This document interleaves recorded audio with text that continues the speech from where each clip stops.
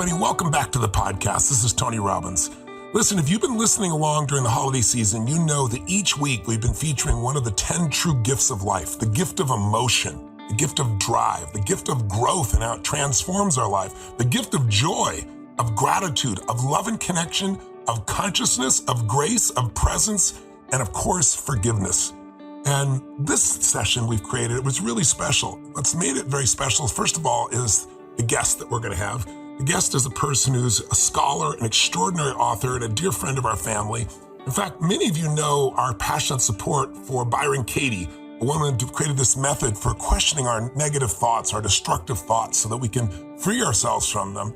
And she's just a genius. She wrote a book called The Work. In fact, people that go to Business Mastery, I teach a shortened version of that, for even to be used in business. It's an extraordinary tool. But even if you're familiar with Byron Katie and The Work, you may not be familiar with the fact that her husband, Stephen Mitchell, is a total genius.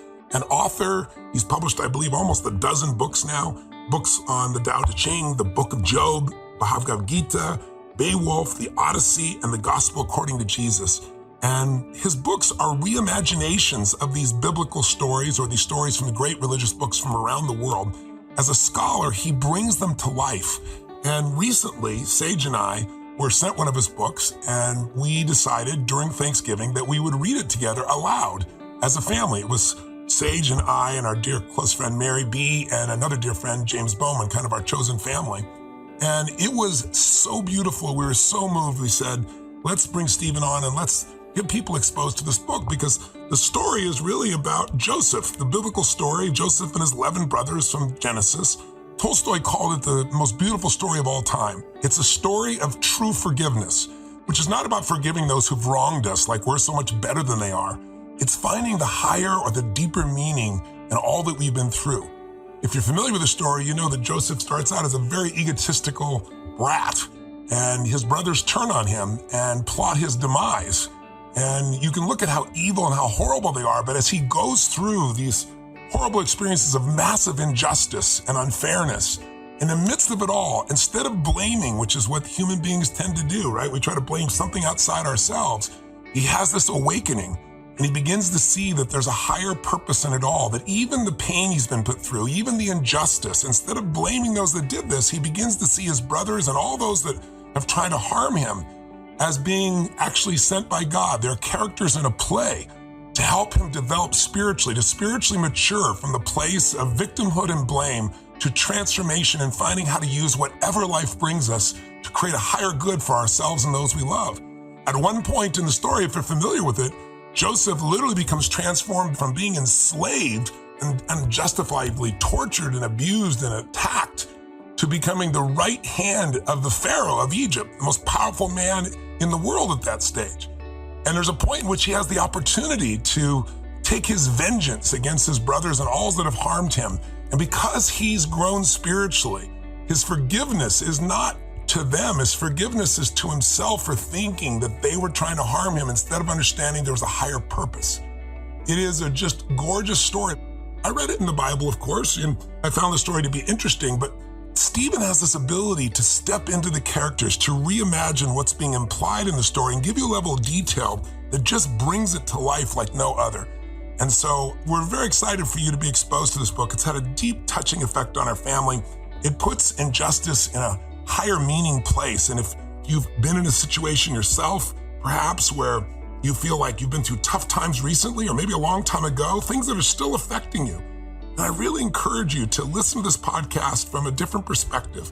We all learn best through stories. Throughout human history, that's how we've passed on different values, a different set of meanings. This is literally the story of a man's spiritual growth. It's going from an immature man who's all about himself to a place of such freedom from pain and frustration and anger and resentment. It's sadness, victimhood, it's all gone. All the suffering is gone because he finds a higher meaning, and that's the only thing that transforms us. I'm sure you've had moments in your life where something happened that was so unfair, so unjust, so terrible, and at the time you hated it, or even now, you'd never want to go through it again. Well, you look back on it 5 or 10 years later and you say to yourself, my God, I can see the higher purpose. Because that happened, I have so much more compassion, or I became so much stronger, or I care so much more.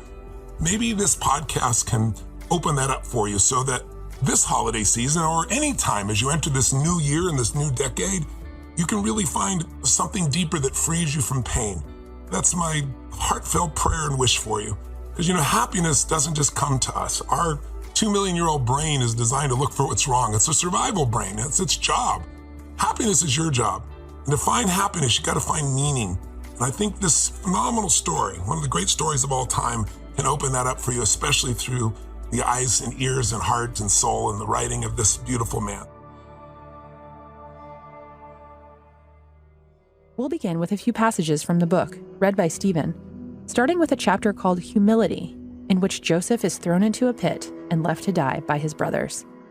These are his thoughts as he lay in the empty cistern. The way up and the way down are one and the same, wrote an ancient philosopher. The stone cistern where Joseph lay was the womb of his transformation. He had to descend to the depths of himself and stay there in that inner darkness, without refuge, without hope. This was the only path that could lead him upward. Then he had to find his way through a world of paradox, where exile is homecoming, slavery is freedom, and not knowing is the ultimate wisdom. No one, of course, wants to suffer, and yet the fortunate among us manage to learn from our suffering what can be learned nowhere else. We become clearly, joyously aware of the cause of all suffering. Instead of sleep, the remembered pain drips into the heart, and an understanding dawns on us, even against our will, that there is a violent grace that shapes our ends.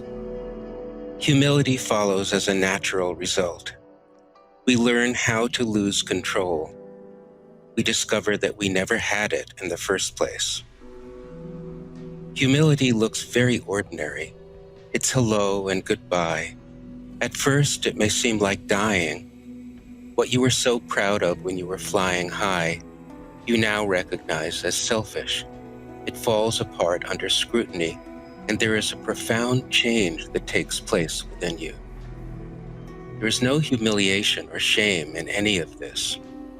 It's total surrender to what is. You discover that you have let go into an intelligence that is incomparably vaster than you